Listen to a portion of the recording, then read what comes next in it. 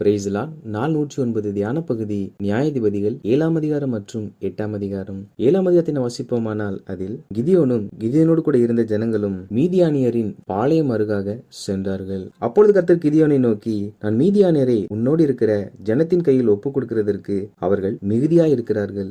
என் கை என்னை ரட்சித்தது என்று இஸ்ரவேலுக்கு விரோதமாய் வீம்பு பேசுகிறதற்கு இடமாகும் என்பதாக சொன்னார். அந்த யுத்தத்தில் நிச்சயமாக இஸ்ரவேலர்கள் ஜெயிப்பார்கள். ஆனால் இஸ்ரவேல் ஜனங்கள் அதிக கூட்டமா இருக்கிறபடியினால் இந்த யுத்தத்தில் எங்கள் பலத்தினால் நாங்கள் ஜெயித்தோம் என்று சொல்வதற்கு அது இடமாகும். எனவே கர்த்தர், பயமும் திகிலும் உள்ளவன் எவனோ அவன் திரும்பி கீலேயாத் மலைகளிலிருந்து தீவிரமாய் ஓடிப்போக கடவன் என்று நீ ஜனங்களின் செவிகள் கேட்க பிரசித்தப்படுத்து என்பதாக சொன்னார். கிதியோன் கர்த்தர் சொன்ன வார்த்தையின்படி சொன்ன பொழுது அப்பொழுது ஜனத்தில் 20,000 பேர் திரும்பி போய்விட்டார்கள். 11,000 பேர் மீதியாய் இருந்தார்கள். அதாவது அனைவரும் யுத்தத்திற்கு வந்தவர்கள் தான். ஆனாலும் பயமும் திகிலும் உள்ளவர்கள் திரும்பி போகல் என்று சொல்லப்பட்ட பொழுது 2/3 பங்கு மனிதர்கள் போய்விட்டார்கள். மீதம் 1 பங்கு மாத்திரமே இருந்தது. மேலும் கர்த்தர் கிதியோனை நோக்கி, ஜனங்கள் இன்னும் அதிகம், அவர்கள் தண்ணீர் அண்டைக்கு இறங்கி போக பண்ணு, அங்கே அவளை பரிசித்து காட்டுவேன். உன்னோடு கூட வரலாம் என்று நான் யாரை குறிக்கிறேனோ அவன் உன்னோட கூட வர கடவன். உன்னோடு கூட வரலாகாது என்று நான் யாரை குறிக்கிறேனோ அவன் உன்னோடு கூட வராதிருக்க கடவன் என்பதாக சொன்னார். அதாவது 10,000 பேர் இருக்கும் பொழுதும் கர்த்தர் இன்னும் கூட்டம் மிகுதி என்பதாக சொல்லுகிறார். காரணம் என்னவென்றால் கர்த்தர் ஒரு நாளும் மனிதனுடைய பலனை அவர் விரும்புகிற தேவன் அல்ல.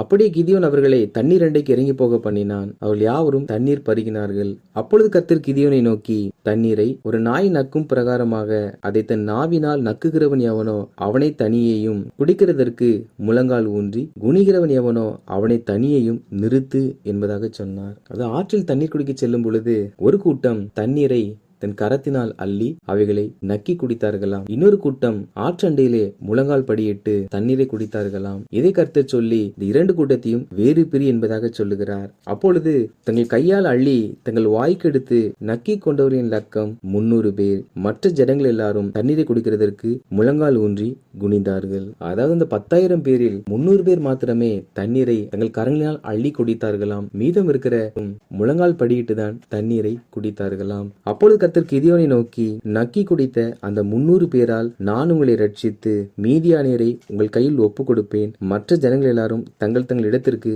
போக கடவர்கள் என்பதாக சொன்னார். நாம் எந்த ஒரு காரியத்திலும் அதிக எண்ணிக்கை உள்ளவர்களை தான் நாம் தேர்வு செய்வோம். ஆனால் தேவனாகிய கர்த்தரோ எண்ணிக்கையும் அவர் பார்ப்பதில்லை, மனிதனுடைய பலனையும் அவர் பார்ப்பதில்லை. கொஞ்சமா இருந்தாலும் அதை கொண்டும் அவர் பெரிய காரியங்களை செய்கிற தேவன். அப்படியே கிதியோன் சொன்ன பொழுது மற்றவர்கள் தங்கள் இடத்திற்கு சென்று விட்டார்கள். கிதியோனோடு கூட இப்பொழுது 300 பேர் மாத்திரமே இருந்தார்கள். அப்பொழுது கிதியோன் இந்த 300 பேர்களையும் அழைத்து கொண்டு அவர்கள் கரங்களில் எக்காலங்களை கொடுத்து மீதியான சேனைக்கு அருகாமே பாளையம் இறங்குகிறார்கள். அன்று ராத்திரி கர்த்தர் கிதியோனை நோக்கி, நீ எழுந்து அந்த சேனையின் இடத்திற்கு போ, அதை உன் கையில் ஒப்பு கொடுத்தேன் என்பதாக சொன்னார். நீ போக பயப்பட்டாயானால் நீ உன் வேலைக்காரனும் மீதியானுடைய பாளையத்திற்கு போய் அவர்கள் என்ன பேசிக் கொள்ளுகிறார் என்பதை கேள் என்பதாக சொல்லுகிறார். அப்பொழுது கிதியோன் தன் வேலைக்காரனாகிய பூராவை அழைத்து மீதியானுடைய சேனைக்கு அருகாமையில் செல்லுகிறார்கள். அந்த சமயத்தில் மீதியானுடைய சேனையிலிருந்து ஒருவன் மற்றொருவரை நோக்கி தன் கண்ட சொப்பனத்தை சொல்லுகிறான். அப்பொழுது மற்றொருவன் அந்த சொப்பனத்துக்கான அர்த்தம் என்னவென்றால், கிதியோன் என்னும் இஸ்ரவேலுடைய பட்டயமே அல்லாமல் வேறல்ல, தேவன் மீதியானியரையும் இந்த சேனை அனைத்தையும்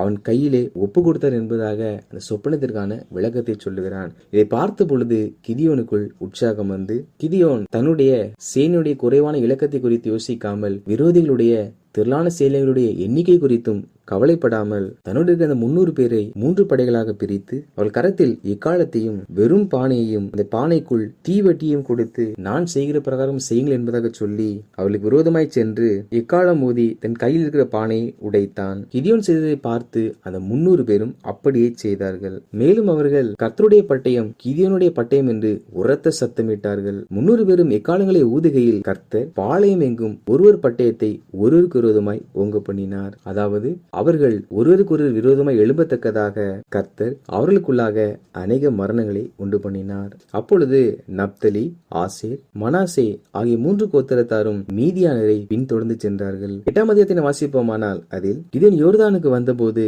அவனும் அவனோடு இருந்த 300 பேரும் அதை கடந்து போய் விடாய்த்திருந்தும் சத்துருவை பின்தொடர்ந்தார்கள். அதாவது 300 பேரும் களைப்பாய் இருந்தும் தங்கள் விரோதிகளை விடாமல் பின்தொடர்த்தினார்கள். எனவே கிதியோன் தன் சேனை சேனை பலப்பட வேண்டும் என்பதற்காக சுக்கோத்தின் மனுஷரை நோக்கி, எங்களோடு இருக்கிற ஜனத்திற்கு சில அப்பங்களை கொடுங்கள், அவர்கள் விடாய்த்திருக்கிறார்கள், நான் மீதியானின் ராஜாக்கள் ஆகிய சேபாவையும் சல்முனாவையும் பின்தொடர்கிறேன் என்பதாக சொன்னான். அதற்கு சுக்கோத்தின் பிரபுக்களோ, உன் சேனைக்கு நாங்கள் அப்பம் கொடுக்கிறதற்கு சேபா சல்முனா என்பவர்களின் கை உன் கைவசமாயிற்றோ என்பதாக பரியாசம் பண்ணினார்கள். அதாவது கிதியோன், நாங்கள் யுத்தத்திற்கு செல்லுகிறோம், எங்களுக்கு உணவு தாருங்கள், நாங்கள் இந்த 2 ராஜாக்களை முறியடித்து வரப்போகிறோம் என்பதாக சொன்னான். ஆனால் சுக்கோத்தின் பிரபுக்கள் கிதியோனை அற்பமாய் பார்த்தார்கள். அந்த 2 ராஜாக்களையும் இவன் எவ்வாறு சிறை பிடிப்பான், இவன் எவ்வாறு ஜெயம் பெறுவான் என்று சொல்லி அற்பமாய் எண்ணி பசியாய் இருந்தவர்களுக்கு உணவு கூடாதே போனார்கள். அப்பொழுது கிதியோன், கர்த்தர் சேபாவையும் சல்முனாவையும் என் கையில் ஒப்புக் கொடுக்கும் போது உங்கள் மாம்சத்தை வனாந்திரத்தின் முள்ளுகளாலும் நெரிஞ்சில்களாலும் கிழித்து விடுவேன் என்று சொல்லி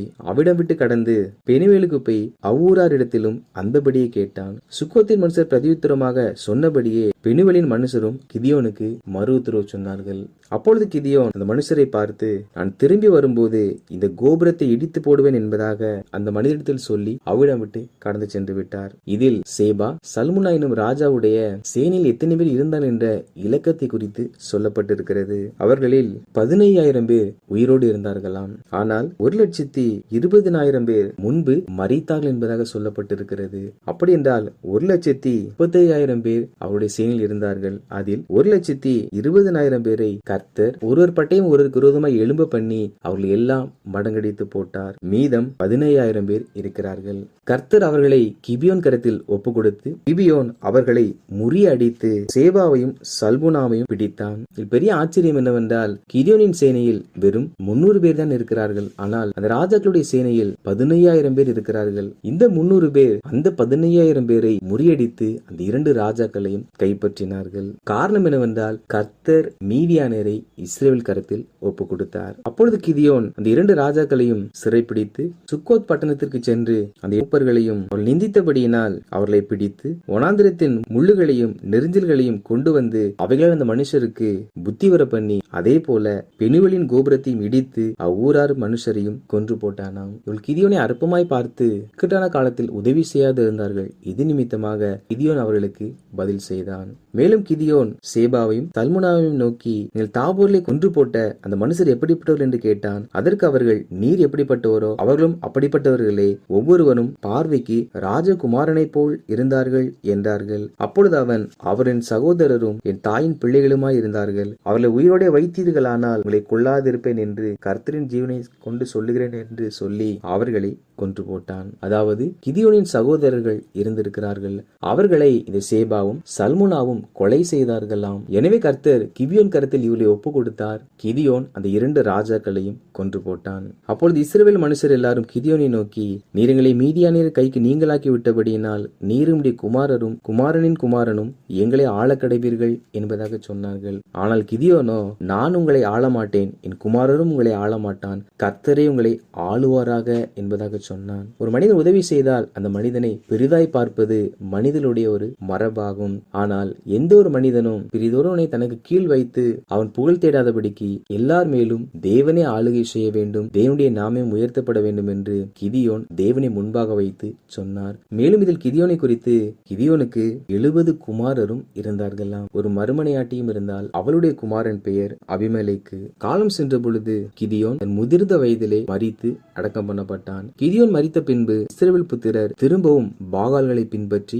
சோரம் போய் பாகால் பேரித்தை தங்களுக்கு தேவனாக வைத்துக் கொண்டார்கள். இஸ்ரவேல் புத்திரர் தங்களை சுற்றிலும் இருந்த தங்கள் எல்லா சத்துருக்களின் கையினின்றும் தங்களை ரட்சித்த தங்கள் தேவனாகிய கர்த்தரை நினையாமலும் கிதியோன் என்னும் எருபாகால் இஸ்ரவேலுக்கு செய்த சகல நன்மைக்கு தக்க தயவை அவன் வீட்டாருக்கு பாராட்டாமலும் போனார்கள். இதில் இஸ்ரவேலுக்கு செய்த 2 தவறுகளை குறித்து சொல்லப்பட்டிருக்கிறது. முதலாவதாக ரட்சித்த தேவனை நினையாமற் போனார்களாம். இரண்டாவதாக நன்மை செய்த மனிதனுக்கு அவன் வீட்டாருக்கு தயவு பாராட்டாமல் சென்றார்களாம். அப்படின்ற தேவ பிள்ளைகளாகிய நாம் தேவனை ஒரு நாளும் மறக்க கூடாது. அதே சமயத்தில் நம்முடைய வாழ்க்கையில் நமக்கு அநேக இக்கட்டான நேரங்களில் உதவி செய்த மனிதர்கள் இருப்பார்கள். அவள் செய்த நன்மைகளை ஒரு நாள் நாம் மறக்காமல் அவர்களுக்கும் அவள் பின் சந்ததிக்கும் நாம் தயவு செய்கிறவர்களாய் காணப்பட வேண்டும். வாசித்த இந்த அதிகாரங்களின்படி ஜனங்களாகிய நாம் ஆள்பலத்தை பார்க்காமல் எல்லாவற்றிலும் கர்த்தரை சார்ந்திருந்து நம்மிடத்தில் இருக்கிற குறைவை குறித்து யோசிக்காமல், நமக்கு எதிராக வருகிறவருடைய எண்ணிக்கை குறித்தும் யோசிக்காமல், வாக்கு கொடுத்த கர்த்தரையை நோக்கி பார்த்து, பிறர் மேல் நாம் ஆளுகை செய்ய வேண்டும் என்று நினைக்காமல் எல்லாரையும் கர்த்தரை ஆளுகை செய்யும்படியாக நினைத்து, நம்மை ரட்சித்த தேவனை மறவாமலும் நமக்கு நன்மை செய்த மனிதர்களுக்கு, அவள் பின் சந்ததிகளுக்கு தயவு பாராட்டுவோம். அப்பொழுது கர்த்தர் நிச்சயமாய் நம் தலைகளை உயர்த்தி நம்மை ஆசீர்வதித்து பெருகச் செய்வார். ஆமேன்.